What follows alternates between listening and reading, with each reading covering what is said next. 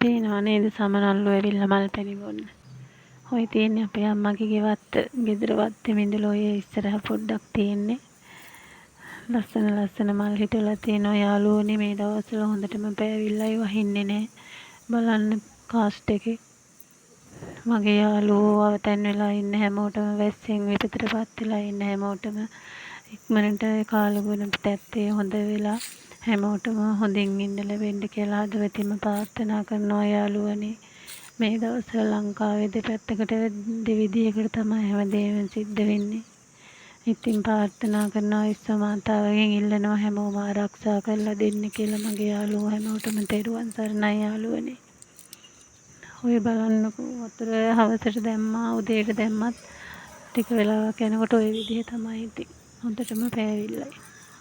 ඔය හිටියේ කුකු පැටියා ඒ අපේ අම්මගේ ඉතින් ගෙදර ඉන්න කෙනා තනියට හේනේ ඉන්නවා. ඔය වඩු කුරුල්ලෝ කූඩු හදලා තියෙන තැන්. ඒ වාර අතු ලොකු වෙලා මේවා වෙද්දි කැඩිලා යනවා.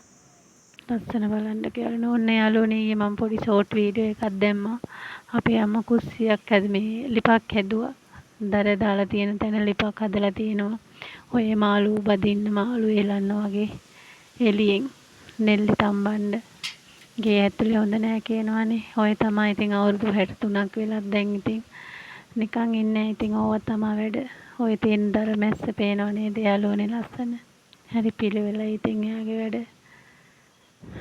ඉතින් බුදු සරණයි මගේ අම්මටත් මගේ යාළුවෝ හැමෝටම තෙරුවන් සරණයි යාළුවනේ.